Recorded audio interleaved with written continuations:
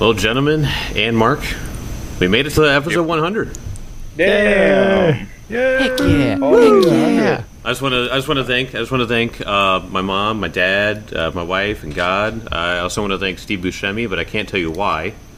That is between he and I. But he was there. It's really He'll great never to be ask. here.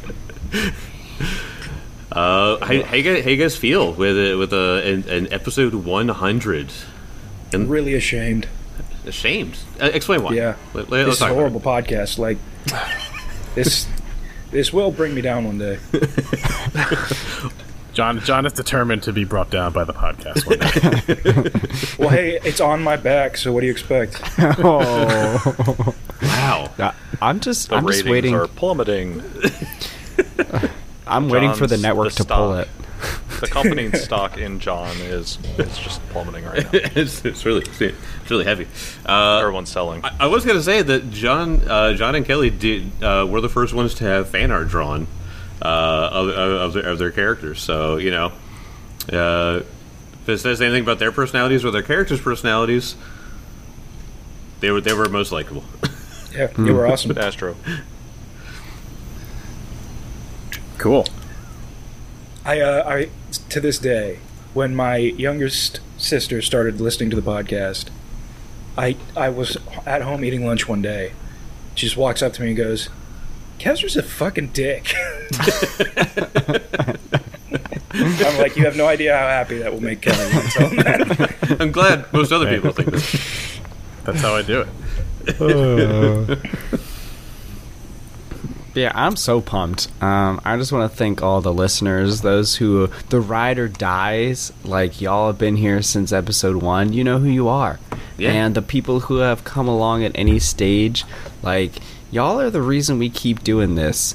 Like, whenever things get hard, making schedules work, we just get a random shout out or a tweet or something, and someone's like, yeah, I really liked this moment, or this, or like, thanks for helping me get through my day.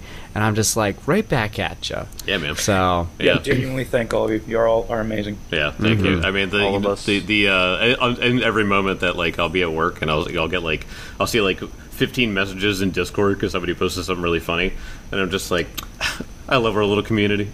This whole space exists. I love the Discord. Discord's so much fun. Yeah, if you're not in the Discord, hit us up. Episode 100, I'm vowing I'm going to use the Discord more. Whoa. Yeah, I'm going to do it. That is not going to work. No. You're not going to do that. Probably not. Hey, we have made vows on this podcast that we have not kept before, and we will do it again. Like every single one. We will let each one of you down again and again. Mark my words. We have gone to weekly episodes. It just took us like a year and a half longer than we promised. Right, and maybe another year and a half is when we'll actually get a Patreon off the ground. I mean, it did take a pandemic to kind of slow us down. Right. But yes, we were the only ones affected. It took an act of nature to take us down. But no, I mean, after 100 episodes, like I said, we've all made a bunch of friends. We've had a ton of laughs. We're also definitely not coming off from recording literally last night, so a lot of schedule changes and stuff like that. But man, episode 100 is definitely like a milestone for me. That I think you guys will agree that it's just like, wow, that is impressive that we have recorded 100 episodes, and that's just on this show. We have other shows. You know what I mean? Yeah, other shows with thousands of episodes. Thousands of episodes. Yeah, this is our least successful one. This is our hobby show. It's really crazy that nobody else listens to those other ones. This is the one that everyone listens to. No, we just the two users, the listener bases, they're just completely separate. That's all. Yeah. The sets do not overlap. We can't let them completely separate Pathfinder fan bases. Right. One that likes high budget celebrity guests and much better role playing. and then this people who like this one. Yeah, I did try to keep Steve Buscemi out of it, but I guess I got to bring him in. So, hey, Steve, why don't you come over here? Oh shit, you got him. Oh man. No, all right, Personal friend he- of the pod, he- Steve Buscemi. He said he's not feeling good, so Steve's going to sit this episode out. But I want you all to know that he's here with us, and he's very excited for episode 100. Tell him that I loved him in Con Air. A good role. Con Air. Of all the movies. I think Con Air. I tried to get Joe Pesci, but he threatened me with a bat. Yeah. Well, He'll do that. That means he loves you, actually. Believe it or not. It does, but I wasn't going to press it. When he says, I'm going to hit you with the bat, what he actually meant was... I'm going to hit you with a bat. I'm going to hit you No, with what a he fucking actually meant baseball was bat. whack. I love you too, man. I like how Steve Buscemi is just laying on the couch in the dark behind you right now, and also doesn't want to talk to you. right. But he's We being had a- respectful to Jake's craft. We had a crazy day. I think he's just recovering. But He's dealing with just a migraine. Just let him Right. lay down. It's respectful if you just let him chill. But he's there. oh man, well, I want to start off episode 100 with a little bit of a scene to open up on. I'm going to open up on a pony walking across the countryside. And as it trots along, we sort of tilt the camera up and we see someone in clerical robes, and we see an adorable little goblin whom we all know as Warble Bumblebrasher. And as the camera tilts up some more, we can see in front of her where she is going is Citadel Ultarine. As her goblins live here, so she has visited in the times that you guys have been here. She mostly just said hi and bye. She's a very busy woman, and so she gets up to the front gate and she ties her pony off to the tree out front, and she goes walking in, and she begins making her way to the central courtyard where pretty much everyone hangs out. She hears three voices as three people are arguing. I should say, two people are arguing with one person. And what she sees is Hazel arguing with Pippinzarf.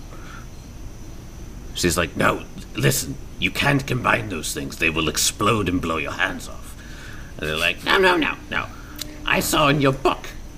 And Zarf's like, yeah, in the book. I saw in the book, if you combine this, it makes a really big explosion. And she's like, you have to understand the catalyst for that is literally just oxygen. And they're like threatening to just like combine like 2 bags of something. I gotta feel like she probably's like, I could just let this happen and walk away. Yeah. If I let them kill themselves, am I guilty? The total IQ of the kobold race will go up slightly. It'll be a win-win. I mean, she reports to them, and they report to us. So if she blew up her boss, then there's trouble. No, that just means she's getting promoted. But if they blew up themselves, I mean, can't do too much about that. I don't know what happened. They didn't ask It's me an about important- anything. Yeah, it's an important learning opportunity for them. And So be it. and in the back of the room, sitting on a chair that was clearly made to be a throne, but is clearly just like an IKEA chair or whatever the Galarian equivalent is Lionel, who's sitting there just laughing her head off at this tiny little argument going on. And so I actually have some art for her. I found some on the internet. Let me go and show you guys. And John, you can approve this art if you would like. Not bad. Not bad. What is Or- that skull? She's got like a cool looking skull mask thing on her side. But yeah, she I don't know if you can see it, but she's got like scars on her face and her neck and everything like that. Like she's been beat up quite a few times, but she's got these 2 wicked short swords on her side that are just on the ground next to her. But she's just sitting in this chair and she's just sort of like swirling about this like kind of coffee tincture thing that Hazel probably made for her. I will give a little more description, just off the cuff. She has 2 green eyes, but one is very much lighter than the other. She's has cavalry sabers. She actually has 3 of them attached to her body. And she has a pendant of Cade and Kellyan dangling from her neck. And so while she was that kind of a drunk. She's just worshiping. that's all it Just is. praying, man. And so while all of this is happening, Warble sort of walks in and she goes, "Hello, sorry to interrupt. Hello," and like all 4 of them, all 4 people in the courtyard just turn to her. She goes, I was wondering, my Bumbarashes did not come to greet me at the door as they usually do. Are they out hunting today?" And then Pip and Zarf, they turn to Hazel and they go, Well, you must know. Tell her." And Hazel's like, "Ugh." "Well, last I checked, my thorn scales, I think that they said that they went out hunting or looking for something. Was it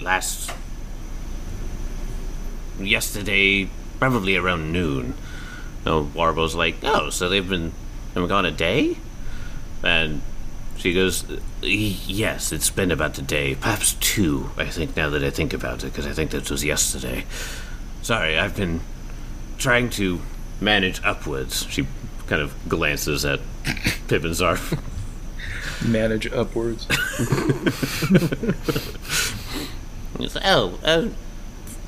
You don't suppose that you know what they were going to look for, do you? They usually disappear for some time, but it's usually because they're out doing something somewhat dangerous. I'm getting quite worried about them again." Hazel goes, No, I don't think so. Pip, Zarf, you don't happen to remember what they were doing, do you? What they were looking for?" They go, "Oh, they were looking for, what did they say? Big Bumble or something like that? They were looking for Leave a the bear alone. Yes, they were looking for the bear." And Hazel's like, they're looking for a bear? Does that remind you of anything?" And Warble's just like, "Oh, no. Oh. I really thought Hellbow would have kept them in line, but it appears that they just really, really want a mascot." You wouldn't happen to know where they went, do you? I feel as though I should go looking for them. And they're kind of just like, they sort of look at each other like, I have no idea. So wait, the goblins went looking for Big Bubble. Yes. Yeah. Oh my god. Terrible freaking idea. But they really want that mascot. I'm pretty sure, I can't remember if Elk threatened them to saying to leave the damn thing be and just let it go. So They're not a die. fucking sports team. Oh, the Bumbles! Yeah, it's The a big giant Bumble. brown bear. I mean, So, at this point, Lionel is just like, I'm not going to let Warble, walk it into the woods by herself. He's like, no. I'm not going to do this. I'm not going to let you do this. This is a point where I would like you guys to choose your character. So, if we could roll for it, whoever wants to play Lionel, but Lionel and Hazel both look at each other like, maybe we should do something about this. Well, I think I would like to take Lionel. Yeah, you would like to say Lionel. perfectly Sounds fine. appropriate. Yeah. Perfectly fine. Whoa. So wait, who do we have to choose from? Well, right now there's just Hazel. So, which of the 3 of you would like to pick up Hazel? I will give you control of their character when you choose. John, you should have ownership of Lionel Black. I need to send you her character sheet in Path Builder though, because the in flavor with Lionel, her character sheet was being difficult technically. So Yeah.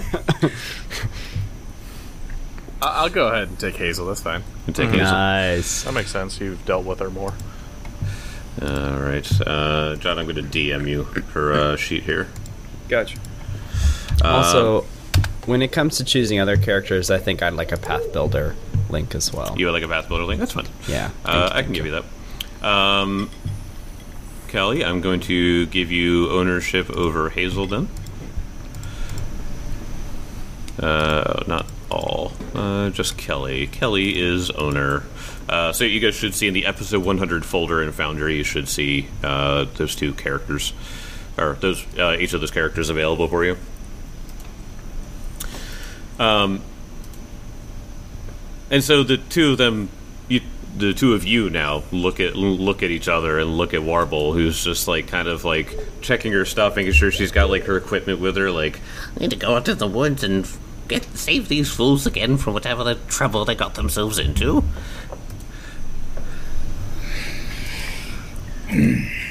Sorry, I'm just looking over this sheet. That's fine.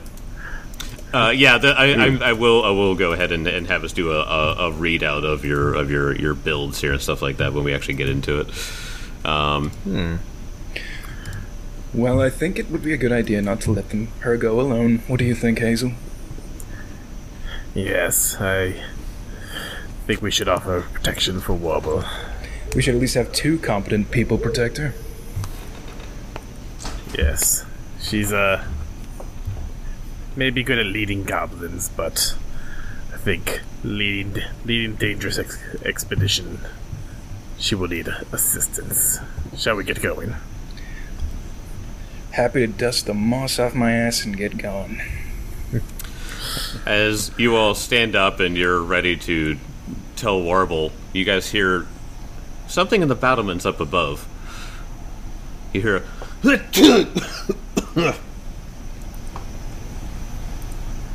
somebody just had a violent sneeze. Who goes there? Looking Show up. yourself. Nothing.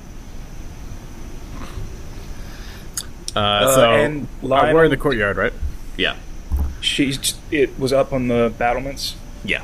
Lionel just quick climbs up it.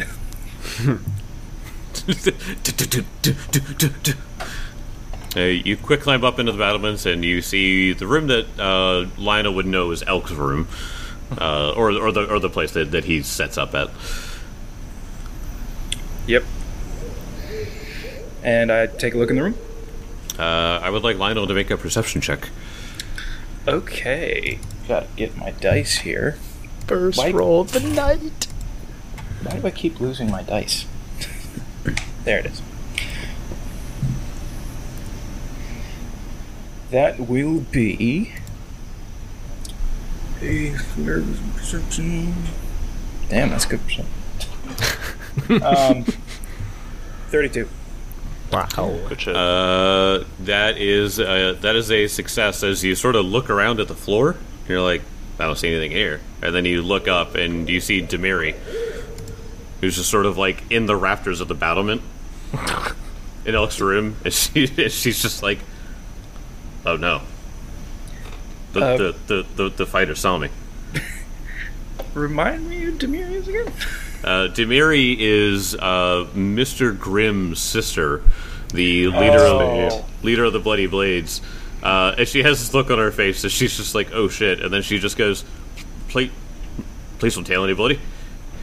And this is, what's the race here? She's a hobgoblin. Hobgoblin. And what do you expect me to do, seeing as I am the captain of security at this castle? I guess you're, very good at security if I've been sleeping here a few days now. And with that, she goes to grab her. Who would like to take control of Demiri? Swear. Might as well. Me. Yeah. I didn't want to make you another ranger. That's why I was leaving. I swear.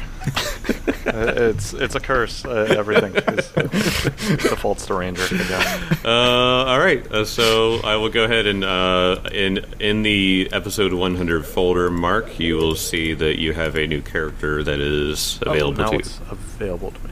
Yep. Alrighty. Oh wow. Okay. Let me just look here.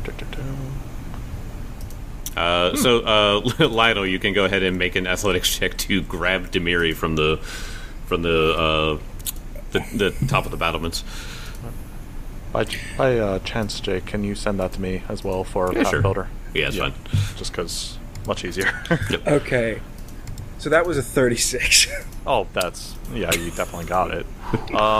Wait, that is against my Fortitude or DC? Fortitude. Shit, that's a crit. Yep. That was a 17 on the die. So she grabs her. Yeah. Just how far is the drop to the ground below? So it's oh gosh, the courtyard. Let me see. That's that. I'm trying to find out where it said. I want to say it's like 20 to 30 feet up or something like that. Like it's a hike.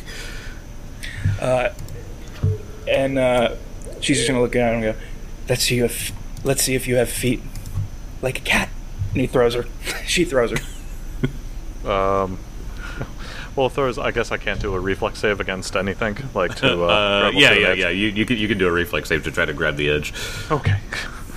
Well, she's gonna do that with a plus 19 reflex.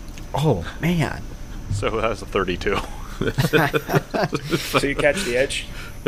I would hope so. Yeah. She catches the edge really easily and just sort of like drops down. Just kind of scurries down. Yeah. So, whoa. Hold on. Eyes up, my friend. Hazel. Eyes up. Just alerting Hazel that this person is now here. Sorry, I am quickly trying to learn how to play an alchemist. Right? I'm trying to read feats so fast. Yeah, I'm reading feats like incredibly quickly right now. Daenerys falls into the courtyard but lands. Yeah. Demiri, Dmiri. Demiri. Yes. She falls, but she catches herself easily, and then she just drops down.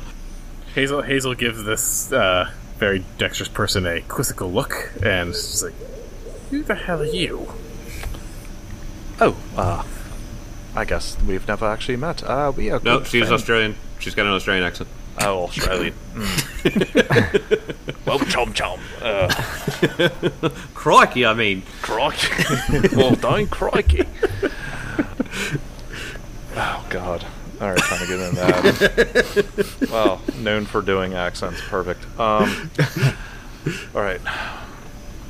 Well, I don't think we've quite met, but, could be that I am an associate of Elkwood here.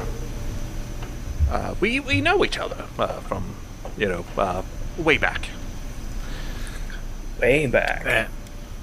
And you're just sneaking around the castle.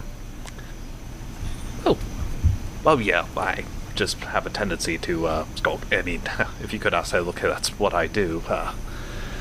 But to infiltrate, which I easily did, so your security is quite lacking around in these parts. And she just kind of like mumbles around, points around, like, yeah, you still have some holes in your wall there.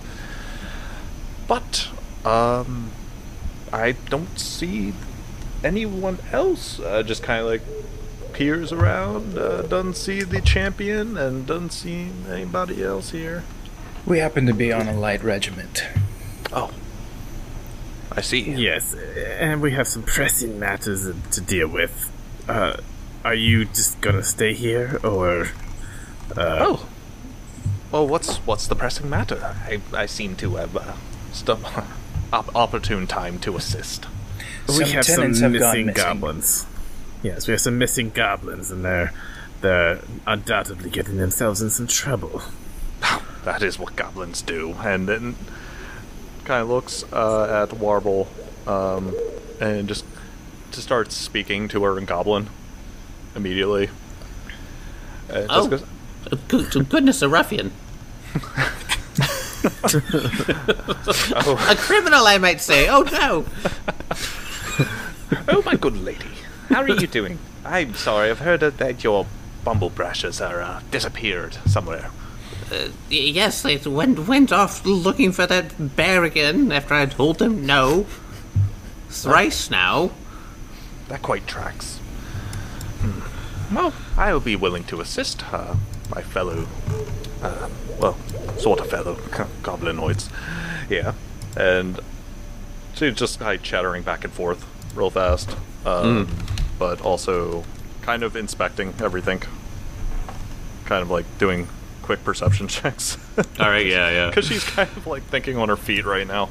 But yes, I'm willing to assist in this endeavor. I've actually scouted the woods around here before I came about, and might be able to find some tracks quite easily. All right. Did you guys are if you guys ask Pip and Zarf and they sort of tell you like what direction they went, They're like, we think that they went north. At least that's what the Thorn Scales say. The lesser tribe. You just gonna take that? Wait, say that again. Sorry. Kelly's gonna have to fight himself. Must not kill Pip and Zarf. Pip and Zarf said that the Thornscales, the quote lesser tribe, God. said that the Bumblebrasters went north. Just gonna take that? You are Hazel right now.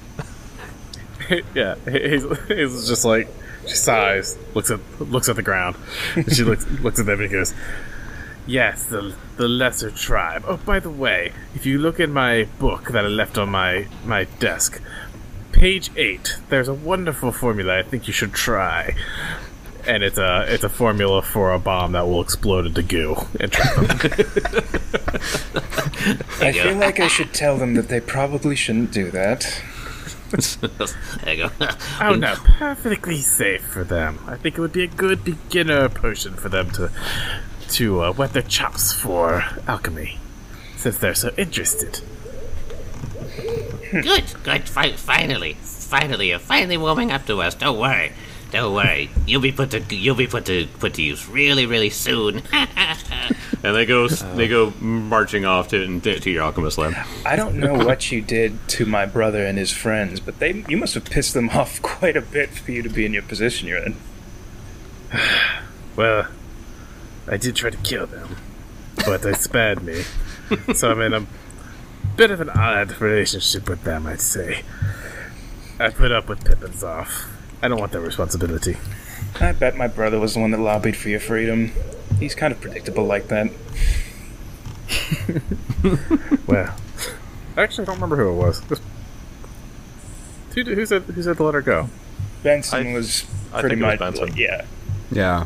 Yeah, because that's when he was going, like, you may call me a fool or something for doing this, but take this symbol of I Am the Day and present it to a church or something. And To the Ikuj elves, right? Yep. yeah, there's that, yeah. Mm-hmm. Or go north and find a temple. And But because of your brother, I'm free to do my work, and I'm not at the behest of the Cinder Claws any longer, or the Scarlet Triad. So, might be demeaning for the time being, but I don't expect Pip and Zarf to outlive me. So, Good turn one for day, a good one day I'll be fine. good turn for a good turn. Just not like I'm not going to cut this hobgoblin in half. oh, right you're quite now. welcome to try and shoots a wink. Gotcha. I don't know why, but I like her. Well, she does have two. She also is a two-weapon fighter. Yeah. Oh, sick. Yeah, she has a rapier Benson, and a Benson main gulch. compared you to Lionel in the middle of the fight. Yeah. Right. Yep, she has a main gulch and a striking rapier. That's actually badass. That's pretty sick. So as you guys are kind of looking at each other, like I guess we're heading out. Aleph comes out and he's just like, Oh no! Level What? 9 carpenter. "What's going on, We gotta everyone? find some goblins. You gotta go find the goblins." Yeah, they wandered off. They'll get pissy if Kezra doesn't get his rent.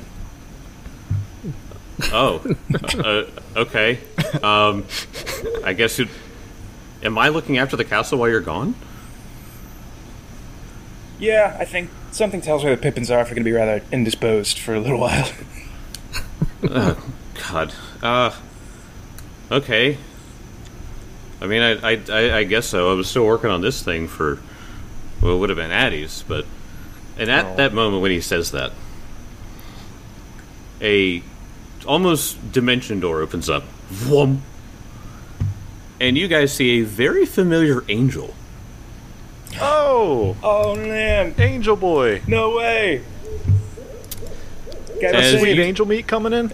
As you see the coral angel Yeah, boy. went by the name of Chioma.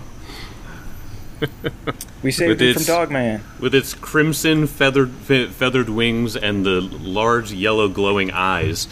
And it just appears. And this angel appears in front of all of you, and it's holding it's holding what appears to be a wrapped gift. And the angel looks around and just goes, "I'm looking for the one named Adelaw."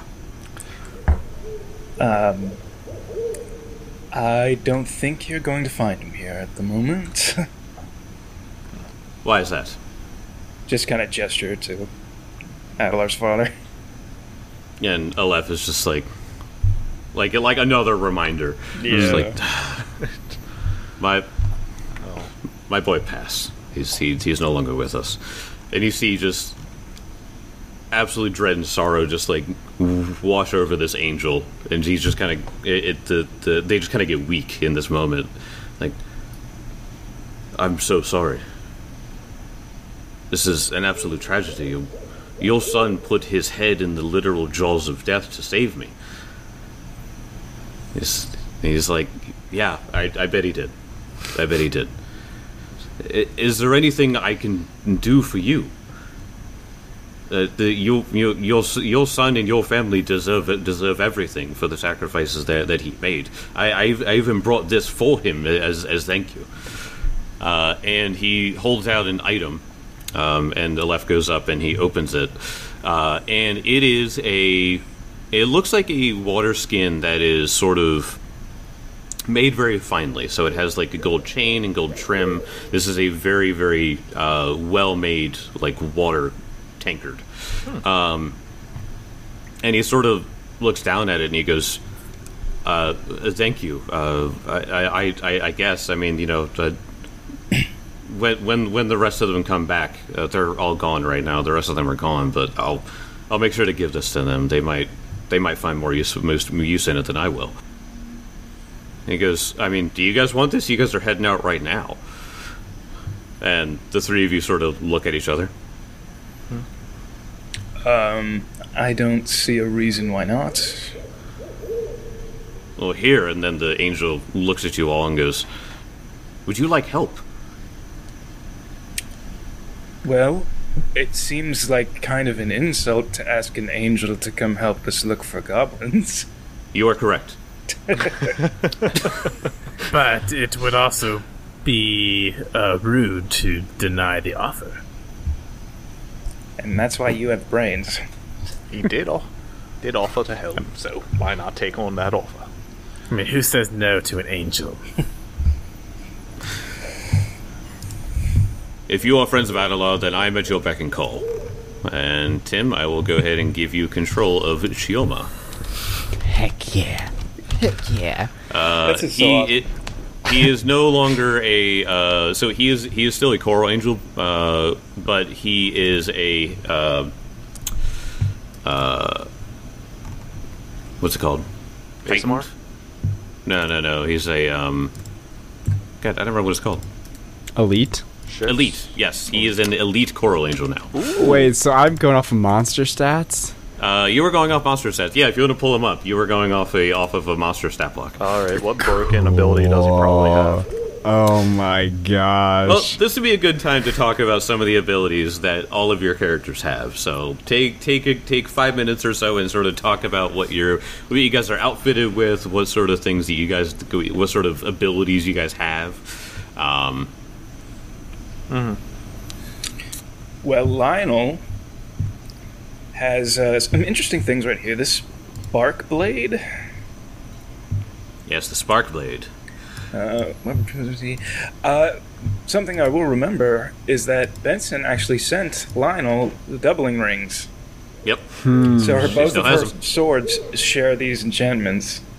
All right, so I should tell you that so it only transfers the fundamental runes. So the spark blade does not. So the spark blade doesn't transfer over to the short sword. However, the spark blade is not usually is not usually a striking blade, but it is because of the doubling blade, because of the doubling rings. It's very cool. The So- spark yeah, so blade good- itself, it just does elemental damage, I believe. No, there's a very specific ability that it has. So if you hit options, and if you're in Path Builder, Yep. if you hit options, you'll be able to see the paragraph that's below it. Faint delicate etchings of lightning trace across the blade of this +1 cold iron short sword. It is made from a particularly pure source of iron and shaped with little to no heat treating in weapon. God, I read like a 3-year-old. It's fine. To demons and Fae alike, once per day you can spend one action to point the spark blade at a foe within 30 feet and shoot an arc of lightning. God damn. That's pretty cool. Within 30 feet, dealing 2d4 plus 4 electricity damage to each creature. Wow. Oh my gosh. Lionel's been on some it- adventures. Yeah. So, the lightning can leap from your chosen foe to another creature you choose within 30 feet. So it's pretty much Kezra's little lightning arc ability, just in a blade. Oh, and the interesting thing about this is her regular +1 saber, her short saber, is 2d6 plus 7. The spark blade is 1d6 plus 7, but now since she has the doubling rings, she has 2d6 plus 7 swords. It's actually badass as fuck. She's got toughness, the die hard feat, double slice, sudden charge, very nice. Titan wrestler, I appreciate that. Hefty hauler, quick reversal. Quick reversal is a very awesome fighter ability. Make a strike against flanked. So I have to make a melee strike against a flanked enemy. Wait. You are being flanked with this feat. Oh, I can When attack. you are flanked, you can attack two enemies with one action. Oh, that's cool. That's Yeah, actually. That's like a spin attack almost. Just It like is. I believe it has the Is it flourish? It's got flourish and press. Yeah. it's the press trait, so you have to be suffering the multiple attack penalty for this to work. So it can be your second attack. Gotcha. Things like twin parry, which I can use an action at the end of my turn to gain a +1 benefit to my AC. Say that again. Skill. Oh, I like say that again. What does it do? That Yeah, one's I cool. like it too. I like that one a lot. These are who think they pull one over on you. Put them in their place. When an adjacent creature attempts to lie to you or demoralize you and gets a critical failure on the roll, you can use your reaction to make a shove attempt. Okay, that's the perfect weapon against Benson. Yeah, so if anyone tries to shit talk her, she just shoves like a schoolyard bully. Yep. Numb to death. That one, anytime I gain hit points for something like a long rest, or it's not magical healing, I believe, I gain extra hit points. Disorienting opening. I'll read all these things. She's badass. All right, who wants to go next and sort of talk about a few cool things or gear that you guys have? I'll go just because Demiri is kind of similar to Lionel slightly. I mean, she is a ranger, but she has some abilities that definitely veer away from kind of what seemed like she doesn't have animal companion. She doesn't use like gravity bow or anything like that, or gravity weapon. But she does have abilities like twin takedown, which is a first level feat for certain rangers if you're dual wielding. That once per round, like you swiftly attack your hunted prey with both weapons. It's kind of like flurry of blows, very much. But also compiling with how this, instead of Hunter's Edge, which Elk uses precision, that gives the extra D8, and then it goes to 2D8 later on, and crap, she gets Flurry, which reduces her map by, like, instead of -5, and since she's using agile weapons, it'll be -3 for her map. Yep. So at her final map, it'll be -6. Yeah. So it's just stupid stuff like that. Yeah. Toughness, Twin Parry, so that's the ability that she gives a +2 to her AC with an action. Yep. Or +1. Or +2, or a +2 circumstance bonus that either weapon has parry trait, which one does, so +2 on there, so it bumps her up a bit. She just has a lot of maneuverability.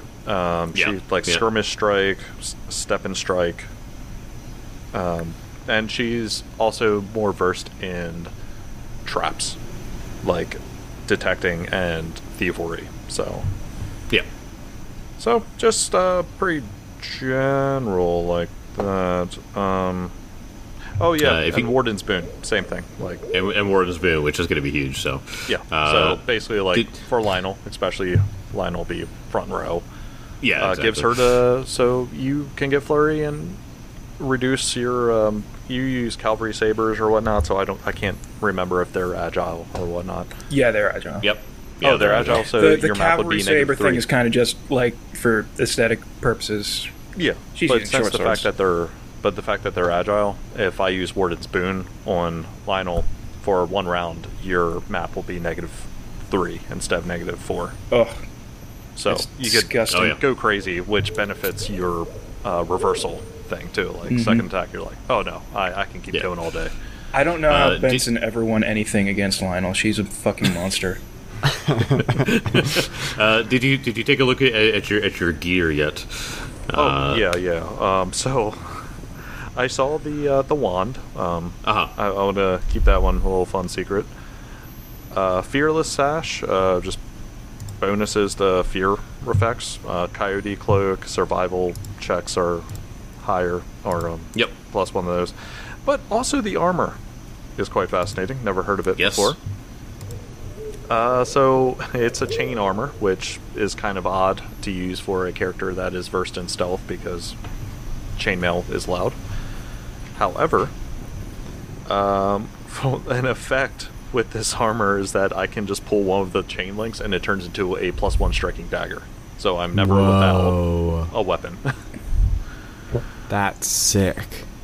Yeah, it's a very cool piece of armor that I found. Yeah, it's a weird piece of armor. So and the fact with knives you can throw them. So yeah, exactly. So anyone else want to go? I'll go. This is really cool because this is a monster block, a creature block. There's a lot here, but if anyone does any sonic damage, I can give boost to it. I can also boost the saves against sonic effects. So if Hazel's got any sonic type alchemist items, those would harmonize really well with my harmonizing aura. Also, we all get bonuses. Actually, enemies take a penalty to sonic damage and a penalty to their saves. What's really awesome is like the ranged attack. This coral. So coral meaning like a choir angel. Yeah. I thought it was coral because the color that the angel was kind of like coral, but not quite. It was kind of orange, so I thought it was that. But no, it's that might have been slightly on purpose, but who knows? Yeah. It's a singing angel. Yes. So one of they have a fist attack and they have an attack called Piercing Hymn that does sonic damage with a range of 90 feet. Oh shit. Yeah. Oh yeah, I can cast invisibility at will on myself only. I can cast sound burst at will, counter performance at will. It's and I also have a constant level 5 tongue spell going, so I can understand and talk all languages. Yep. Casually. I didn't cover the two other items because I didn't actually check Lionel's inventory until Jake mentioned it. She has a potion called Caden's Brew. Sounds pretty awesome. Gives you a whole bunch of status bonuses to things like fear for 1 hour after consuming. But this is something, Jake, great addition. It's the Psycho Pump Mask. Oh. Good shit. She puts it on. Anytime she goes below 3 or lower, dying 3 or lower, the mask breaks and she's just at 0 hit points. Wow. But after it breaks, it's not usable for a year. Yep. Yeah. It's the flavor text is nice. It says the psycho pumps won't be so easily fooled again. You're temporarily immune to the effects of any psycho pump mask for 1 year.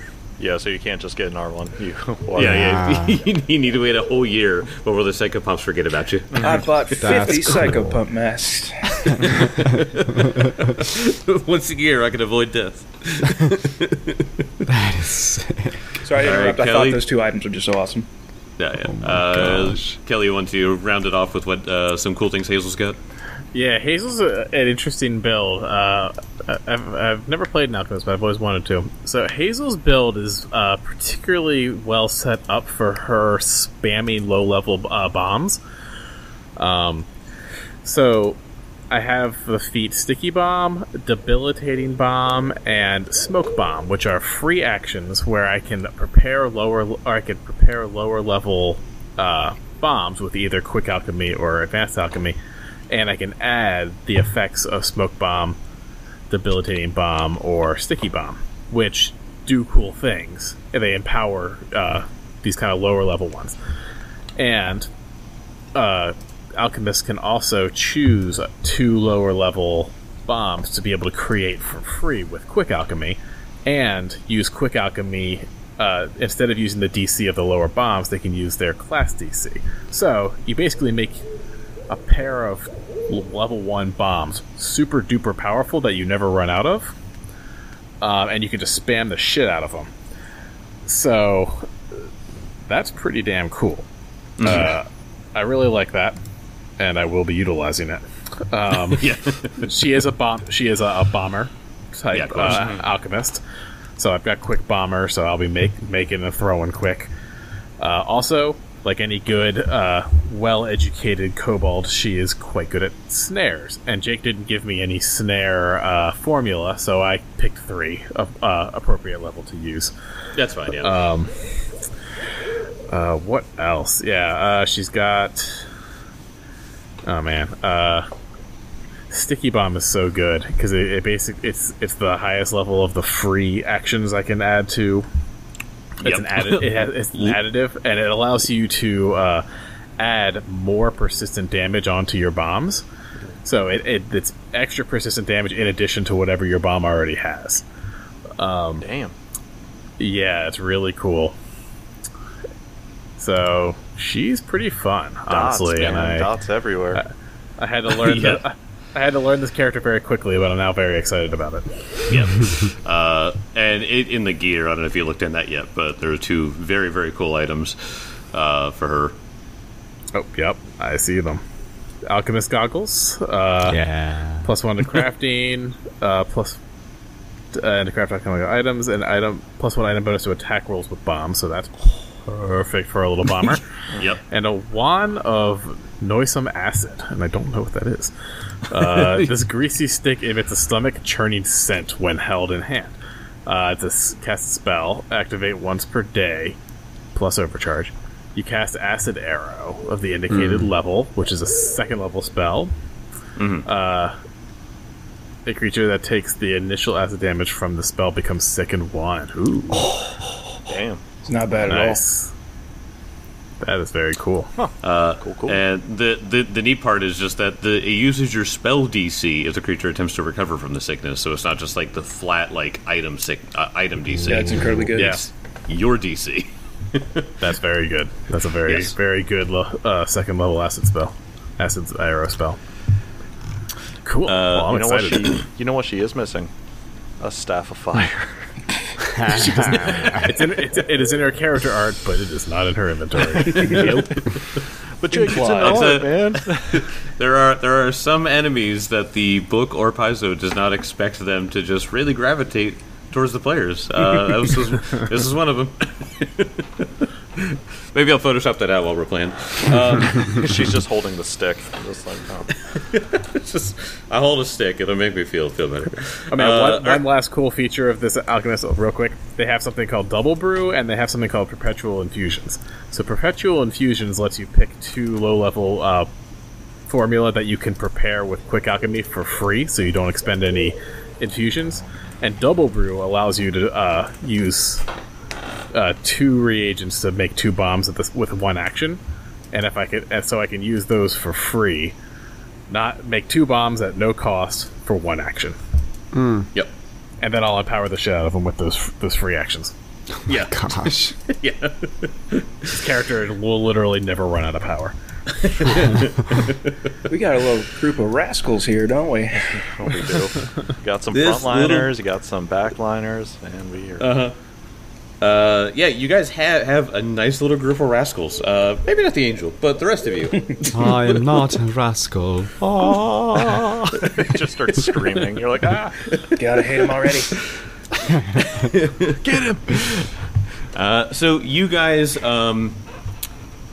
begin heading north and searching for signs of where these Bumblebreasters went in the past few days.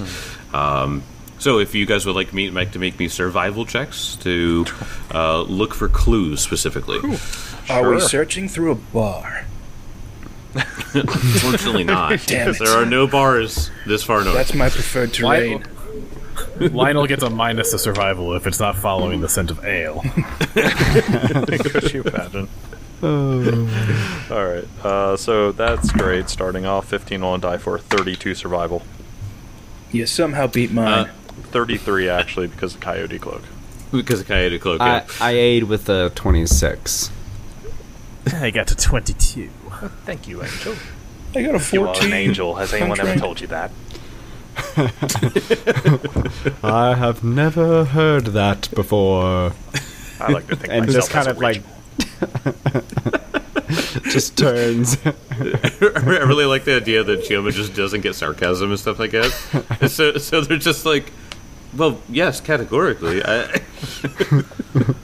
All right, so you guys go north, and you eventually find a few particular signs. You find a little goblin footprint in mud here. You find what was clearly like a campfire that had been used and put out. You find what you believe to be a pair of goblin underpants. And they're just like, what? Chioma picks them up and is like, "What are these?"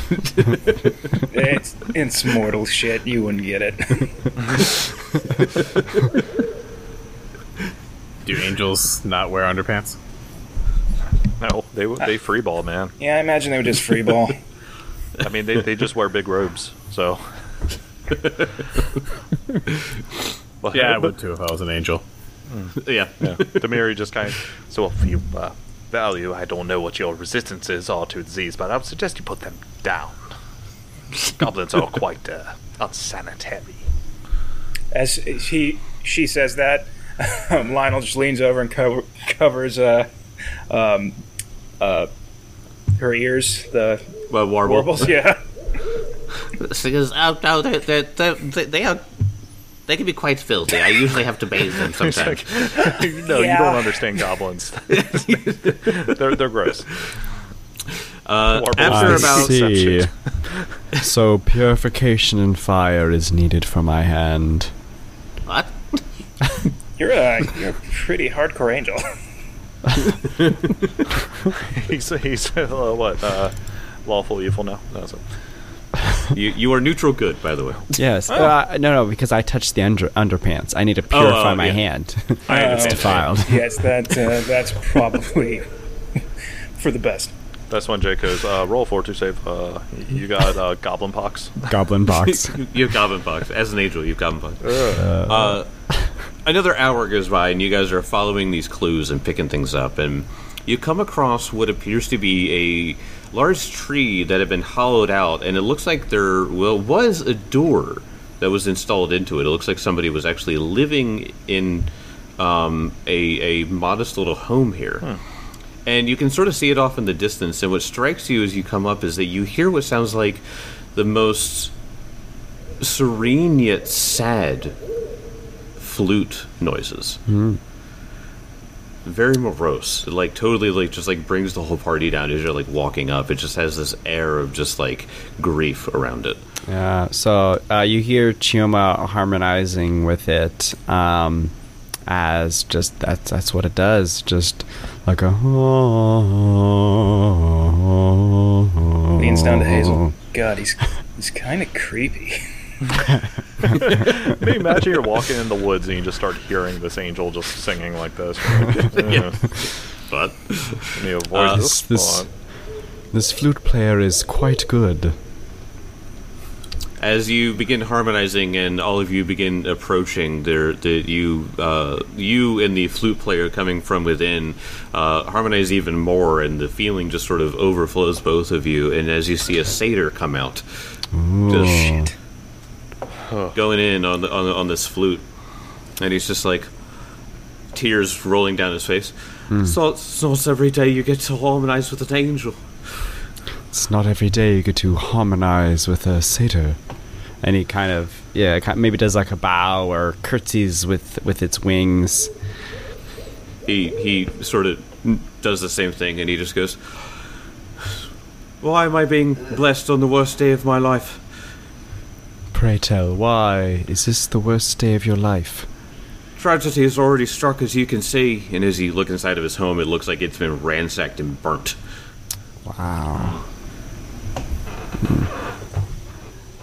Hey, Hazel. Yes.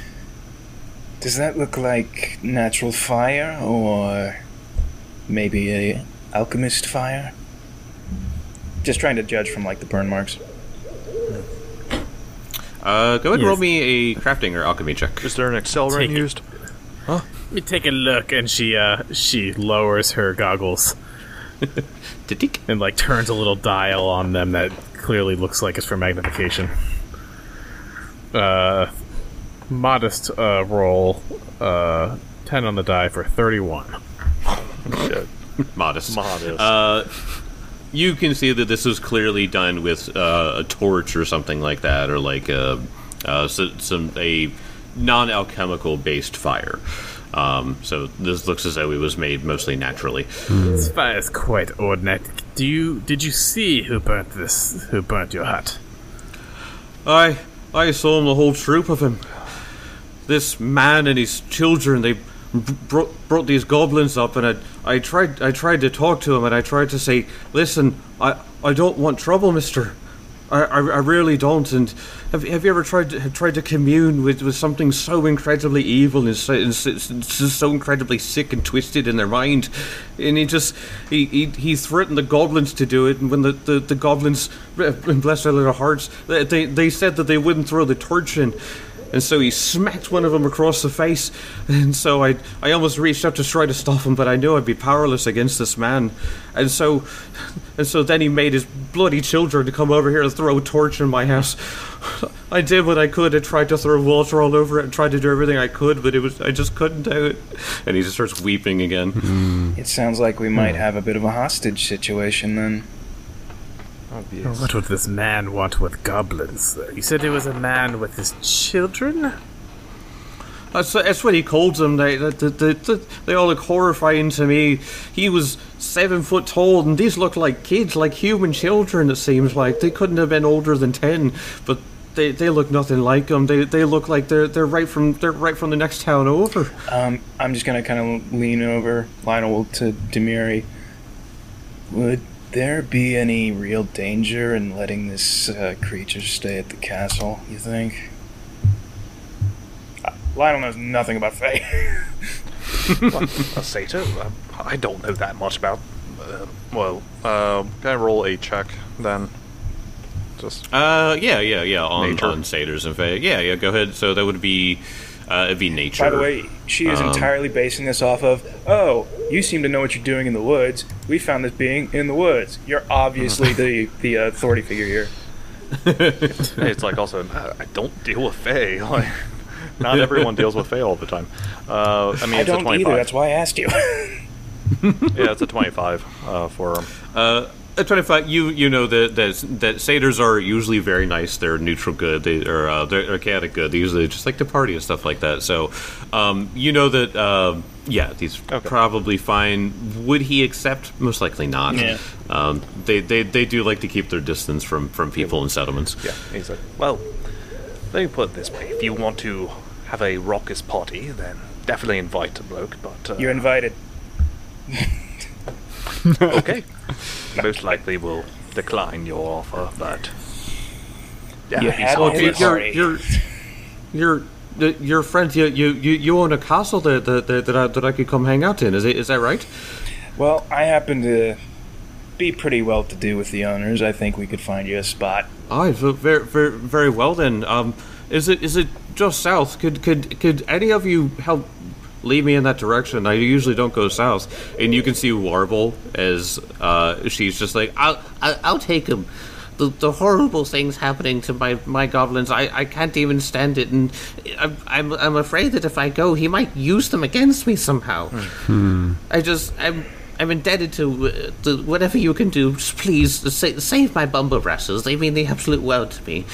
We'll do the best we can. yes. Please go, good lady. Just go back to the castle. No, nothing to worry about here. So before they take off, gosh, what's my name again? I already forgot it. I need to write it down. Chioma. Chioma, right? Okay. So Chioma goes up to the satyr, and it takes, I guess, like satyrs. Do they have like hands, or do they have like kind of like hoof hands? Okay. Yeah. They're regularly human hands, but they have goat They feet. just got Okay. hooves.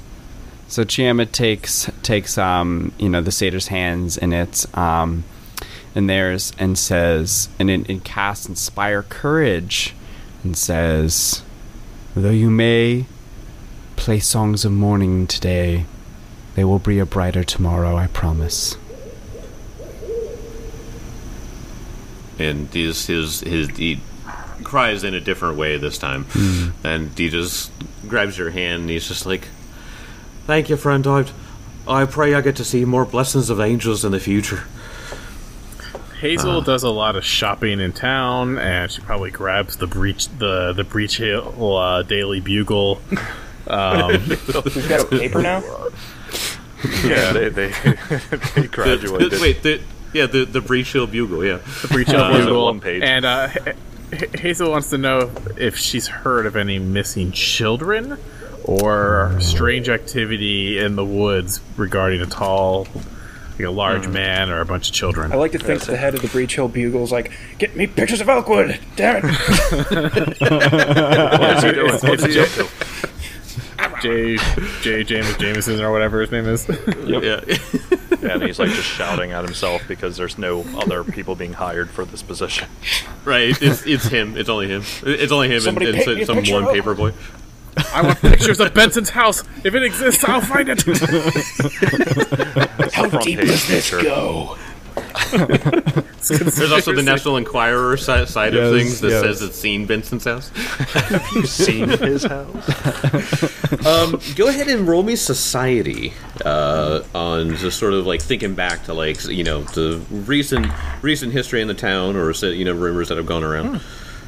Demir as well, also thinking 27. 25. Okay. So the two of you sort of think back and you're like, there's been nothing recently, but like over the course of like 10, 15 years, there have been children that have like gone missing. And obviously, Breach Hill being a very small town, not much money in there, so not much like effort to like go find them. But search parties came up empty every single time. So it looks like whatever is out there capturing children is good at it. I've heard of It's missing scary. children from rumors about the town. I've read a few old articles. I don't know if they're connected, but it doesn't seem like a coincidence. Yes. But these children, whatever they're doing, they seem to be in league with this tall figure. Well, that makes sense if any sort of leader wants to. They indoctrinate them while they're young. But I've heard the same things from around here, and God, from like a decade ago at least. I've only been in this part of the world for probably a couple weeks at this point, so... Yeah, I mean, from that kind of, God, that'd be a hell of a role to do, but I'm thinking personally, like, Fae, like, stealing kids is kind of what Fae do sometimes. It's pretty Fae. It's pretty Fae, man. It's pretty Fae. That's wicked Fae, man. All right, so you guys have this idea that like children are being stolen or have been stolen, and whoever this presence is apparently using them for horrible, nefarious means. But you continue on. Yes. You continue on, and you continue going north, and you find a few more tracks. You do find the goblin tracks. You find a nice little like muddy spot that they climb through. And you do find what appears to be another footprint. This one appears to be wearing a full, very nice cloth shoe, but it looks like it's like a size 18. Oh shit! Like an enormous foot. Halfling, maybe? Huge. We're hunting Shaq. I was thinking Michael Jordan. Yeah. I was like, he did say it was like a 7 foot tall figure. So yeah. And as you guys like see this, and you follow it. The goblins were not very good at covering their tracks up, or whatever these other creatures were. They did. That was like the one that you found. And I'm going to bring you over to another map. Oh boy. Let me go ahead and... what's on the bottom of the shoe? Is that a Nike symbol? There's a man reaching out with something that looks like a ball. What he didn't describe is that the torch was dunked into the It was dunked. tree. Fire didn't have anything to do with it. It was just a fire dunk. It wasn't even a torch. It was a flaming sphere. All right, so as you guys come upon a creek, you can see the creek looks like it's a little dry. Perhaps this time of year there's something that happens upstream, and the water sort of turns this creek into a muddy bed with only a little bit of water trickling through now. But across the way, you see four figures, I should say. 3 of them look like this. Oh, Jesus. Oh no. Oh, look, there's the paper no. boys of Breach Hill. This Oh, is no. so fucked up. I know Like what? exactly what these are. You know exactly what these are, Tim? Exactly. Can you tell me their CR, Same. health points, weaknesses, and... Gosh. Your siblings? You see the 3 of them. Well, 2 of them look a little bit bigger, and then there's a third one that's a little bit smaller. In the center of the 3 of them, you see this little guy. Aw. That is Helba. Yeah, She Helba. is the leader of the Bumble Brashers, and she is tied up. And it looks like the 3 figures standing over top of her are audibly arguing. And they're like, no. No, you ate a soul last week. It's my turn. And then the little one is just like, I'm almost your size. I should be my soul. And they're like, shut up. And they smack the little one. Well, at this, Demiri is going to quickly use a wand, which is a wand of haste, by the way. So she's immediately going into there and going to probably disappear. Hold on, I'm trying to figure out this stuff.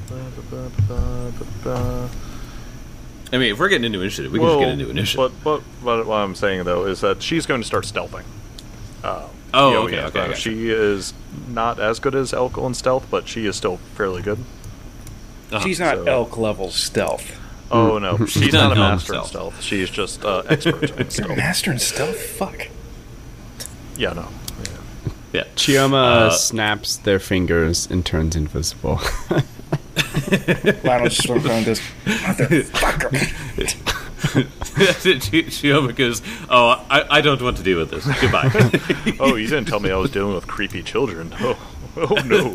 Creepy children are where angels do not tread. All right, so I'm gonna just get everyone into initiative here. As I assume all of you are jumping in. Is that what's happening? Yeah.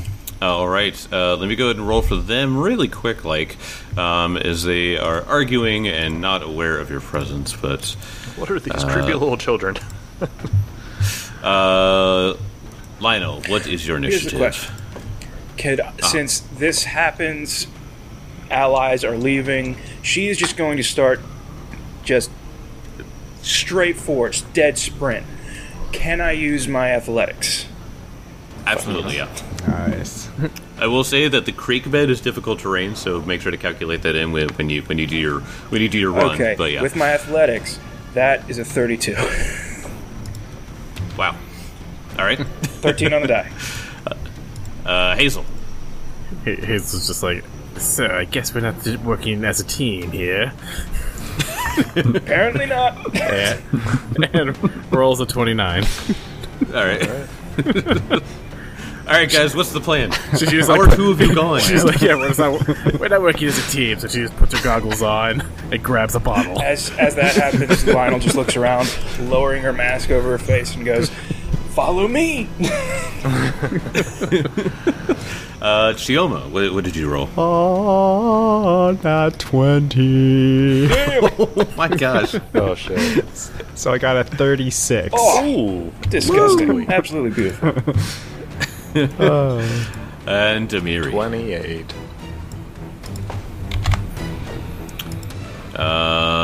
You all rolled. Oh no, one of them rolled a little bit higher than Demiri, but that's all right. Chioma, you are going first. You are invisible, you say? Yep. All right.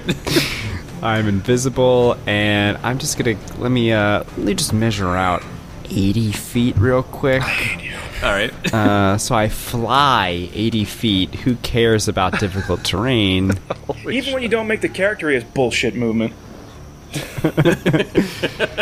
Let's see. Am I in range with my 90 feet of range? The one that is directly south of Helba is going to hear a dissonant as a piercing hymn is going to pierce it. So you're Okay. deadass just using a monster sheet right now? I am, and I kid you not, I got another nat 20. Oh man. Oh my god. Jesus. As they okay. heard on high. Kelly, do you have crit cards, Kel? Oh, yes, I do. What type of a spell, damage right? is this? The spell type is good, magical, and sonic. So That sounds like magic That's to a me. magic crit. take magic. Fuck. Oh yeah. gosh. Now you see me. You become invisible until the end of your next turn, or until you use another hustle action. Yeah, I was invisible, became visible, and I'm back Immediately. invisible. That's terrifying. God. So for a split second, they just see a glowing-eyed angel in the sky, and they were just like, "What was that?" Oh my I think the general gosh. moral of the story is if an angel ever asks if you want their help, they just say yes. Just say yes. Just say yes. Just, yes. Let's see. like do the I have Lord's enough on their side. dice? Oh my gosh, juicy. Oh, is that 2 6s? Okay. Oh, jeez.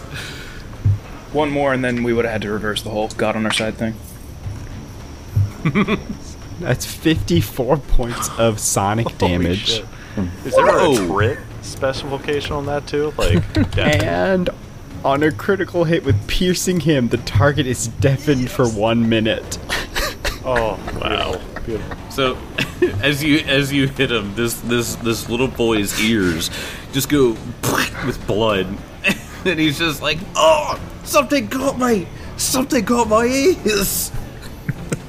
You want to maybe And- inform the rest of the group that they might be fey and evil, and Lionel's not about to try to murder children? I mean, they talked about eating souls. Yeah. So I'll leave that as an exercise Sure. for the That's fair, yeah. combatants. To be fair, they do look like boys. They look like regular until they open their mouth, and then you're like, until they open their mouth. Yeah. So these look like regular boys with their little caps and their trousers. They're wearing bare feet, but when they turn, they just have glowing eyes and gnarly, sharpened teeth. So take that for what you will. I ain't seen nothing like that in the city. Then, no, those are not just the usually. extras from Mary Poppins. You're fine.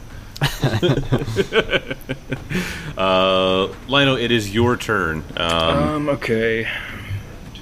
15, 20. I assume it only gets to difficult terrain when you hit water. Correct. Yeah. So the muddy parts are fine. It's only when you get to water that it gets especially sticky. Okay. I get there with my first action. Get there with my second.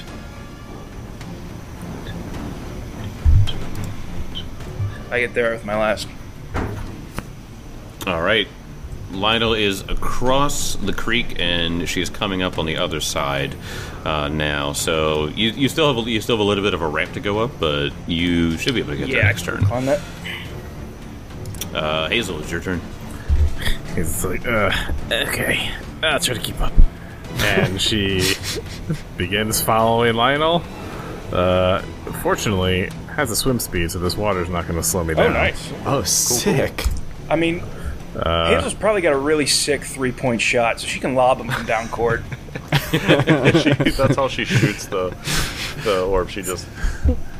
she's not particularly strong. She throws bombs as far as she can throw bombs, and she's also slow. So yeah, she'll catch up. All right. The main reason why I actually gave her that ancestry trait or ancestry feat for the swim is because she grew up in the Mwangi. Makes so sense. She spent a lot of time in the swamps there. So, all right. It comes to the first creature's turn. So, the first enemy creature here is going to grab the goblin and throw it behind him. Helba, gonna grab Helba and just throw her behind him. And he's just like, more souls to devour, and Papa will be happy. Good. And he is going to run up. He's got 30 feet of speed. I like that. Bullshit. So he's gonna go here. Oh, that was Helba. And Helba just runs. I do need to move Helba. But that was Go. So that is going to be 30 feet there, and then okay, so he goes up, and so there's a little bit of a natural ramp to go up, and so he is up there waiting with his claws and teeth out. So he is, and it looks as though he is ready to attack on whomever comes up to him first. Demiri, it is your turn. Okay, Demiri, since she's like, oh, okay, everyone's a bit quicker on the uptake here. So she is hasted. So 25 feet to get to this portion here. Mm-hmm. So this stretch is difficult terrain, so she'll only be able to go here, second action. Okay. Third action. Third action would get you just across the creek there, and then last action, she will disappear up there. All right, starts getting up the little cliff to get up on the other side of the creek. The other creature, the one that you hit there, Tim, he is not happy about what happened. So he is actually going to turn around and look around and see people coming up, and then he's going to turn invisible. Oh. Wow. The younger, smaller one is going to go up and... what's the range on this? Let's see if he can even do anything with this. He's going to go up 30 feet, and then you can't do anything with that yet. In which case, he is just going to ready an action the same as his bigger brother. Helva's going to spend her turn trying to get out of the ropes. We need that goblin buster blade on the field. Who doesn't love a good dog chopper? No, dog slicer. Yeah. Chioma, it is your turn again. Okay. Chioma is going to fly. I think right there. Yep, fly right there. All right, so you're within. You're flying. So yeah, I would say that 25 feet is good there. Yeah, actually, I'm not. If you're, I'm not flying above. I'm just kind of flying just enough to not have to deal with the terrain, basically. Right. Yeah. Okay, so kind of like gotcha, hovering above, more or less hovering. Yeah. So, yeah, oh, hold on a second. I have to spend an action. Oh, as long as I move, I don't have to spend an action to. You don't have to make a hover check. Yeah. Gotcha. Yeah, if I'm standing in one spot and I don't spend an action to hover, then I fall. But because I moved last turn and I moved this turn, I don't have to worry about that. All right, I just have to keep that in mind. I've never played a flying character before. So I get this close. I still have 2 actions left, and I'm going to cast a heightened sound burst. And actually, but enemies in the area. Actually, no. I had a little bit more movement, so I'm actually going to go up. I'm going to be this close. My bad. Okay, and the reason so you're 5 feet closer than you were. The reason why I want to be this close is specifically because they're now in my aura, and that means they're going to take a -1 penalty against this spell. Okay. Yes. I'm just going to one-shot this encounter. Yeah. So they need to make a fortitude What happens save. when you have a... So the bigger one needs to make it, or both of them do? It's a sound Both of burst. them do. So Oh, if anything right. that Sound is burst. within, I think, 10 feet. So if like the other invisible one is within 10 feet of where I'm kind of rolling, they're gonna have to make a check too. So the big one got a 21. Fail. Fail. The little one got a 9. Crit fail. All right. Oh gosh. We'll see if it lives. You see it here. Yeah. Tim bullies children right now. Tim kills children. These are Episode evil 100, children. Tim commits a felony. Crimes against humanity. Tim commits a felony as an angel. Tim as an angel kills children. He's going Old Testament on their ass.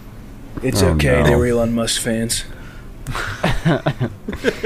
Okay, so man, I didn't roll very well. I got a 1 on one of my 1d10s. Oof. Nah. I hate to see it. I know. So 10 damage to the one who fails, and the one who failed is deafened. Okay. Everyone's deafened. I was Like about to literally say, by the end of this, deafened. everyone will be deafened. Everybody here deaf. The one who crit fails takes 20 damage, is deafened for a minute, and is stunned 1. And stunned 1. Yes. Okay. As the cacophonous, discordant melodies come out of his mouth. Just it's like, wow, it's just they were singing so beautifully, and now it's awful. But it's on purpose. Okay. And I become visible. And you are not visible again. Okay, yeah. All right, Lionel. Wait, after the sound burst, they just say, "Come at me, bros." And they look, and Chioma looks back at the others and like gives like a little thumbs up. He's learning. Since I do have the quick climb, can I just say I scuttle up this, or? Yeah. It's a very rough cliff to get up the side of it. So, first action, I end up around here-ish. Okay, so you are directly next to the smaller one, which is stunned. As she runs in, she just screams out, "We are fearless, therefore we are powerful." As she makes...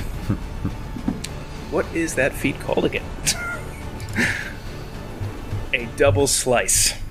Oh, fuck. There we go. She swings both of the swords at the same time. If she hits, both do full damage. Oh my gosh. 13 on the die. Let me see. That's a plus 19, 20? Let me see. As a fighter, oh my god, yeah. Yeah, plus 20. So that is a 33. Oh my gosh. Yep, that'd be a crit. So go ahead and roll damage on the God, first being one. a fighter's already so much fun. I will say, making a fighter was a lot of fun. I was like building her sheet out. I was like, I want to play a fighter. This is awesome. Like, Benson has, like, better AC, but... okay, so 2D, so 4d6. 4d6 plus 14. Let's see how this goes. 2, 2, 2, 6. So 12 plus 14, 26 points of damage. 26 So points wait, of damage. that's crit. That So, is 52 points of damage, yeah. First Okay, strike for Lionel. Just obliterate this thing. this child has been obliterated. But please describe your kill. Lionel kills children. Got it. She doesn't step her way up the hill. She literally like spins around and like high jumps up back over the field, like the cliff. So she rolls in, spins around, screams out her family words, and just X slashes straight through this little kid. And by the way, she has the same look in her eye and like smile on her face that Benson does in just the middle of pure combat. All right. Is that the end of your turn? Goodness. Yes, dual slices, 2 actions. Okay, gotcha. All right. So, then it'll come to Hazel. Hazel just hustles along. And she sees a puff of red. yeah, she goes up a bit, but slows her pace a bit and decides to roll a knowledge on these things, as she'd like to understand them more before engaging. Okay. Yeah, go ahead and roll. So this will be nature, or if you have any sort of applicable lore. I don't think you do, but Nature. Yeah, nature. Okay. Okay. 24. Not that great of a roll. That is actually just enough to know that these ones, at least the bigger ones, and you can assume the one that is now dead, the smaller one, the bigger ones are called bugaboos. So a bugaboo is the evolved version of a child of something called a bogeyman. Got it. You know that they are stealers of innocence and devourers of souls. So you kind of assume that when they were arguing over which one of them got to eat Helba's soul. But you know that they are just children of the bogeyman. Not the bogeyman. Not the bogeyman. What one thing would you like to try to know about these things? Special ability. Special ability. You know that they have... their one ability is called Devour Soul, the one like special thing. So the requirement is the bugaboo has killed a creature within the last round and is adjacent to them. However, the effect is the bugaboo consumes the creature's soul. The soul is utterly destroyed. Nothing short of wish or similar effect can restore it to life. Damn. And only after the bugaboo has been slain. The bugaboo regain hit points equal to double the level of the consumed creature. After devouring 6 souls within a year, a bugaboo transforms into a bogeyman. Quick question. Uh, Like, Lionel and everyone in the group knew that there were 3 of these things, Yeah. right? Okay. We need to get to Halba. Yeah. The one went invisible, and that's what Demiri is trying to do right now. Okay, all right. that's my turn. It's your turn. Next comes to the Bugaboo's turn. So the Bugaboo that is here at the top of the ramp, it saw you just kill the bogey child, and it's just like, you'll be mad when Papa finds out about this. Yeah, and he goes to cast a spell on you. I need you to make a. Let's see. This is going to be I think it's a Fortitude save. Yeah. Go ahead and make me a Fortitude save. Worst. Okay. It kind of pisses me off that Lionel has a better fortitude than Benson. Like, that's it. Come on. He's a paladin. 31. Okay. So, sorry. That is a will save. I apologize. I mean, that's still a 27. Still a 27. So that is just a success. So you managed to shake off the paralysis, and you are actually just stunned. Oh. They have paralysis. I don't like that. So you are stunned 1. Okay. Well, better than failing. Yep. And then he's got 1 action left. He is going to take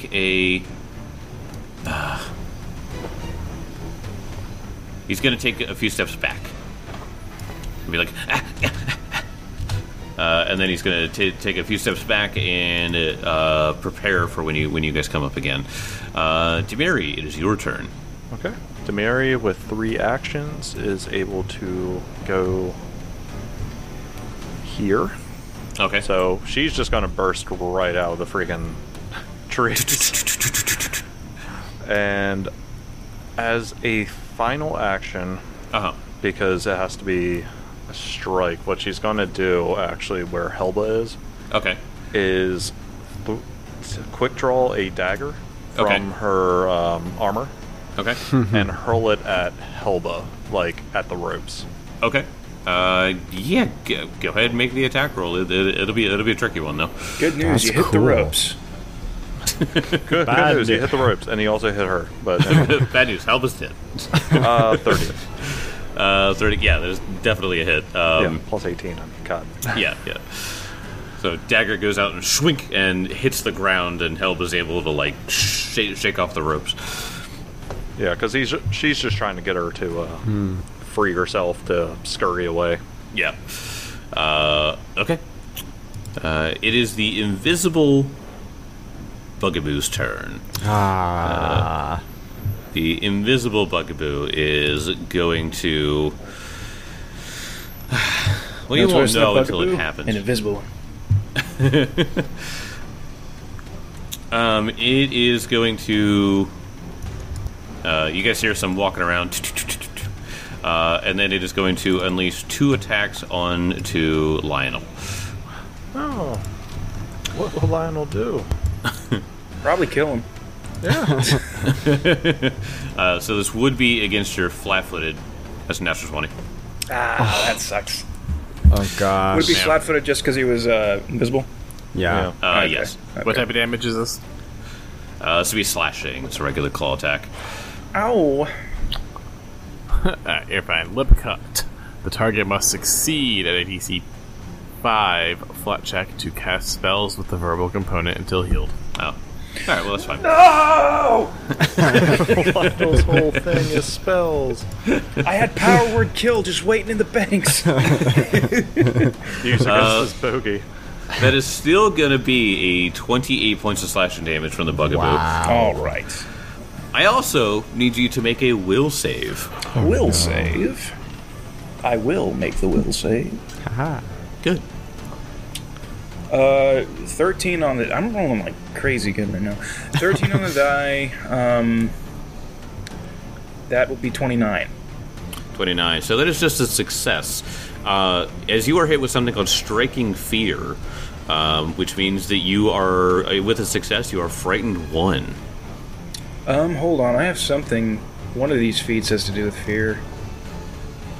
If it's just bravery, I think it gives you a +1 against fear effects, which So 30. does not change to a crit. But second attack then, agile, 22, Miss. miss. Okay then. Would have been the bogey's turn, but it is dead. Helva is going to stand up, and then it is going to try and run towards Lionel. Wait, why go that path? Why? You throw a knife at her, and then she thinks you missed. Yeah, she doesn't recognize you. Yeah, she doesn't that's recognize right. you. She I actually guess I should've recognizes shouted, Lionel. Free yourself, but no. So since this invisible one is visible now, where? Yes, the invisible one is now visible, so I will show you. It is just to the north of you. Helba runs all the way past both the bugaboos and dives at your feet. She's like, please, go get Benson.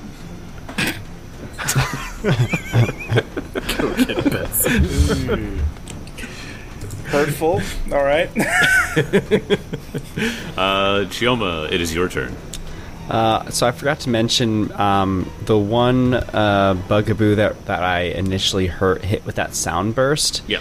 I very specifically got it into my aura, and it actually takes another 2 points of sonic damage because it was in my aura. Oh, okay, gotcha. Yeah. All right. So speaking of creatures being in my aura, Hold on. Can you What? cast a spell if you're deafened? yes. Oh. Yeah, you just have to roll Yes. flat, I think, right? No, I don't think so. I think you just cast as normally. Well, these are also monsters, so. Right.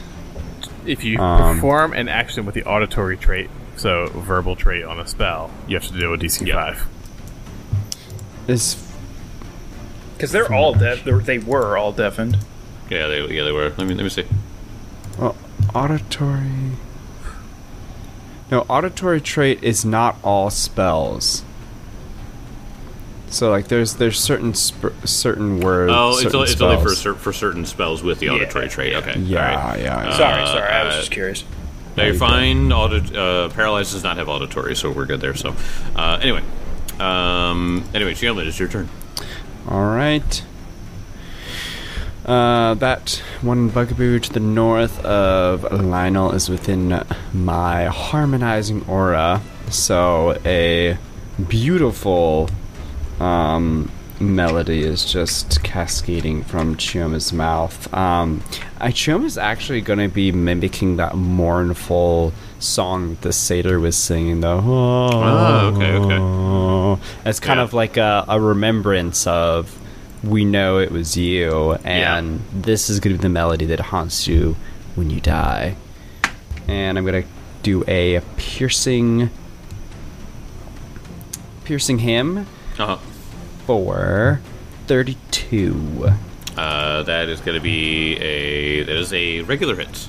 Regular hit, which is still 4d6 plus.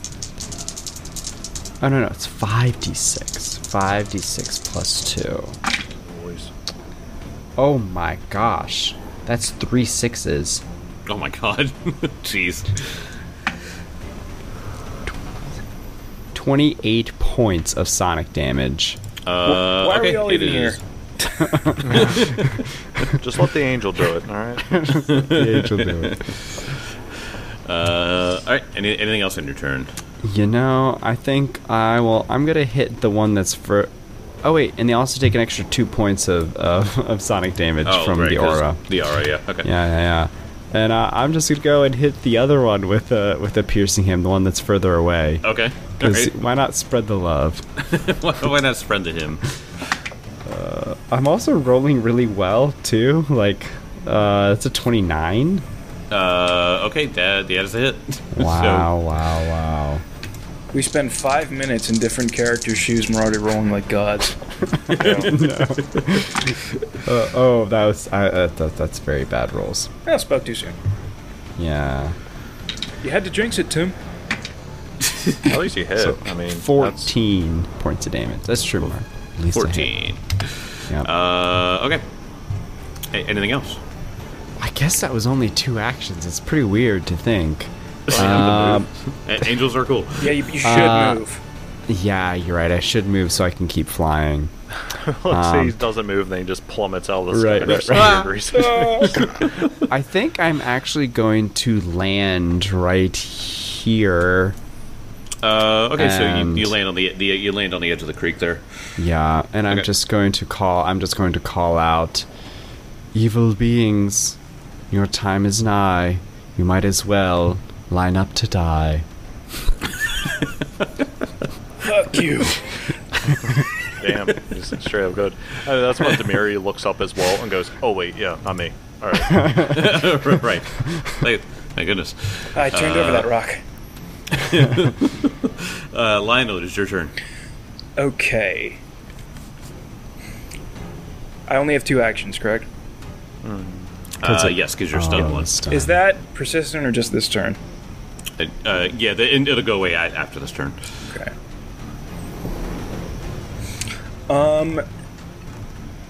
Lionel will, as an action, press her second, or her, oh, no. Yeah, she's just going to use the dual strike again. Okay. I was going to I give see. Halbo a weapon, but with the doubling rings and my current swords, I could give her my third sword, but... 34. That is going to be a critical hit on the Bugaboo. Whoa. I have to these roll guys above are- a 10 and I crit. gosh. Like, is this what being fighters like? Yes, this is what being a fighter is like.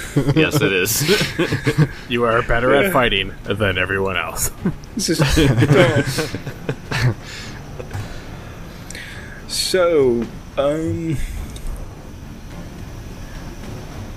20... 52 points of damage. Jeez. Okay. Yep. That is a kill. So go ahead and please describe how you murder this other child. Goes up, swings down, and then both come across viciously fast right across the thing's neck. Both swords. And exhales its last breath. That's 2 turns, 2 kills for Lionel. Alrighty. So let me go ahead and move on. Then let's see. And Hazel, as Lionel kills the second one, she goes, "I think you're luckier to have me." oh, to Helba. Yep. Hazel, it is your turn. Okay. Hazel.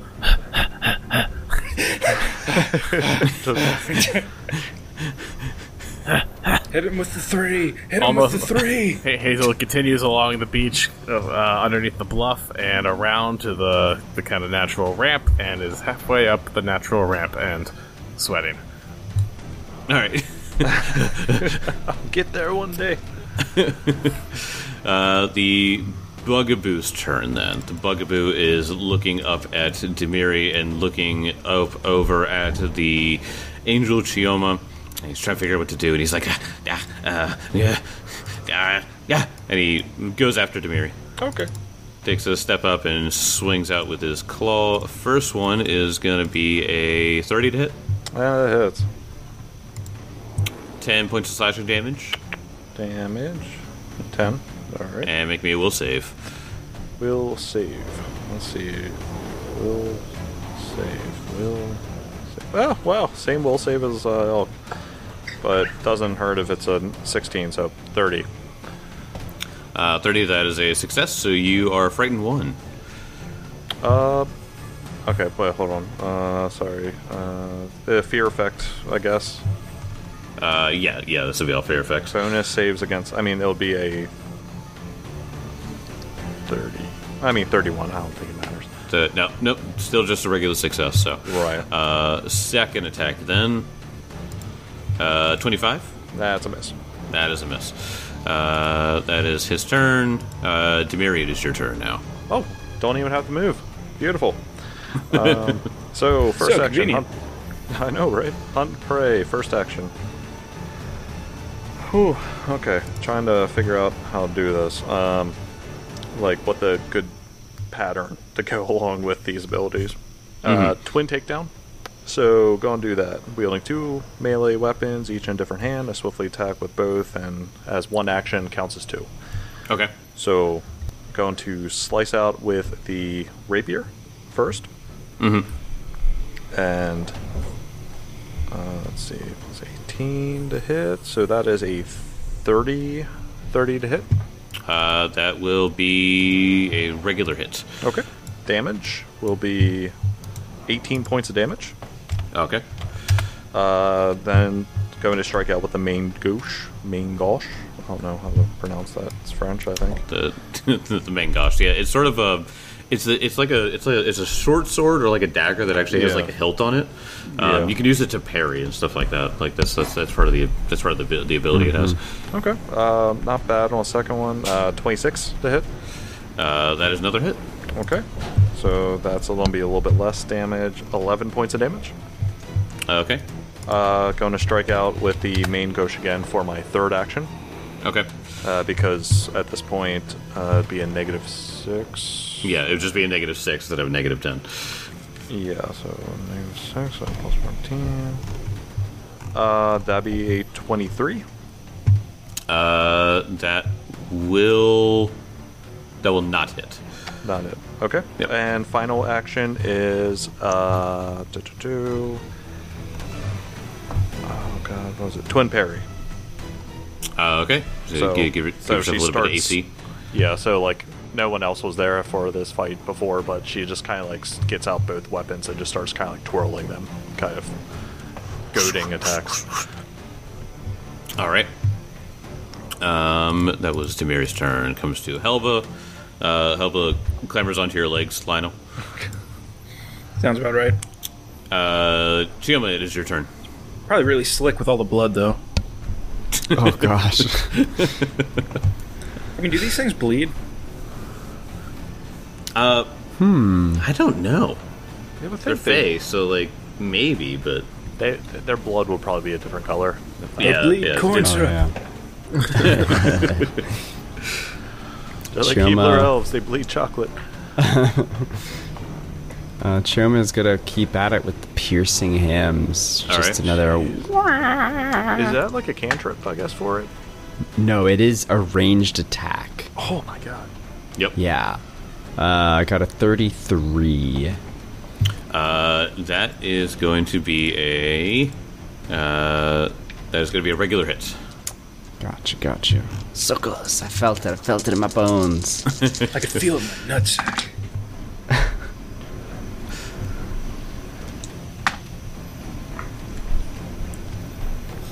$12 points of sonic damage. All right. 12 points. And shoot, I'm just gonna do it again, because why the heck not? Piercing him, let's go. Oh, for a 30. Yeah, that's a hit. Oh my gosh. I feel so bad for Hazel right now. I could have just trying. scooped her up and put her on my back. I didn't even think about that. I'm sorry.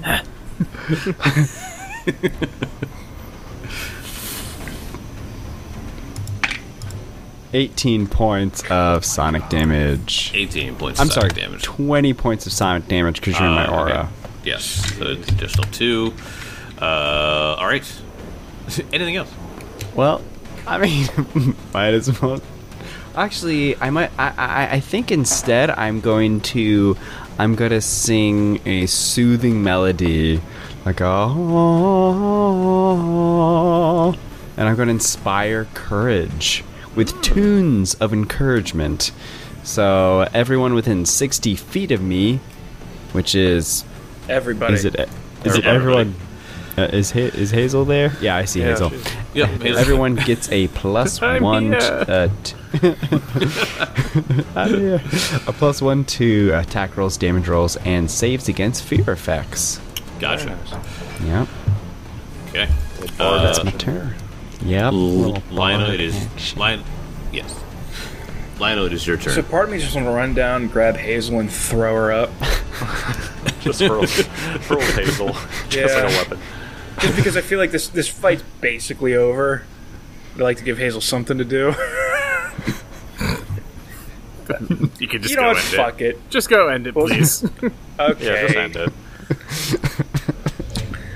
And attack roll.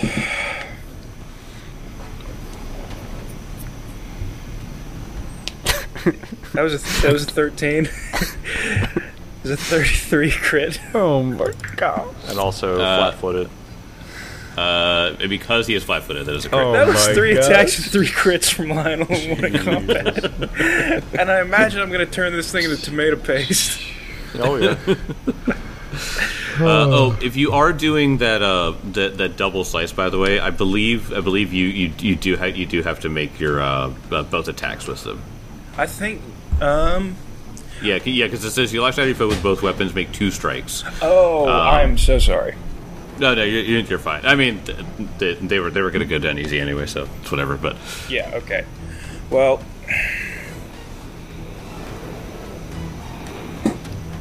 that's 2 6s, a 4, and a 2. Plus 14. If that was a crit, that was 62 points of damage. Oh, my God. I would like you to describe your kill on this one as well. Dead. I'm at this point just dead. Just right across the face. I don't know. Eviscerated. It just kind of like right before it happens, that's when Demir just goes, "You paying attention to the wrong person." Just kind of like nudges her head. Lionel. She's standing right behind me, isn't she? And the entire time, Haba is just like holding on to her leg, but it's like the ankle, so she's getting like whiplashed. And that will be the end of combat as Helba takes a very deep breath and it's just like, Those creatures, they talked about eating my soul? Well, what's even with that? Who does that? I don't really have any idea. Well, I know lots of demons who eat souls, and different various types of fiends. It's pretty common, actually. This world's pretty crazy. Well, as it turns out, it's not terribly common in this particular plane. Ah, yes, this plane. Hazel hustles up to the top of the hill and goes, oh, good. They're all dead. This guy's got to warn you. I realized about halfway through the creek, Hazel, I easily could have just put you on my shoulders. I'm really sorry. Yeah, okay. But, hold on, I gotta crap. Hold on, I have some pickle juice in my bag. That helps. Just straight up caffeine. This is what you use to wake up in the morning. Did they say anything about where should we go next? No, they all just kind of died. No. I didn't think to ask. Well, we do have Hilda. Helba does speak up. She's like, No, this horrible man, he's tall, his eyes glowing, terrifying. He took my bumble rashes that way. He took them there. They're playing some horrible game. and they point more north. It looks like you'd have to go through the woods a little bit, but does anyone know?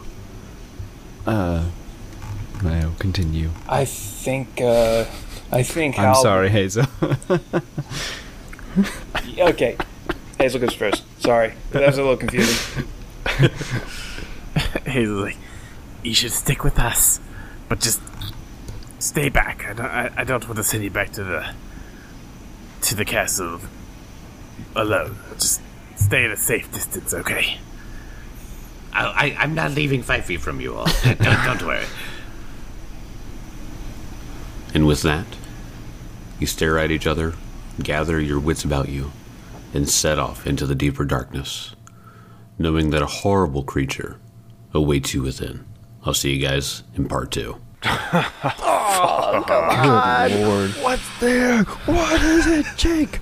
Tell me. I want to know now. That's what it is. You know what? I'm gonna look up the book. Hold on.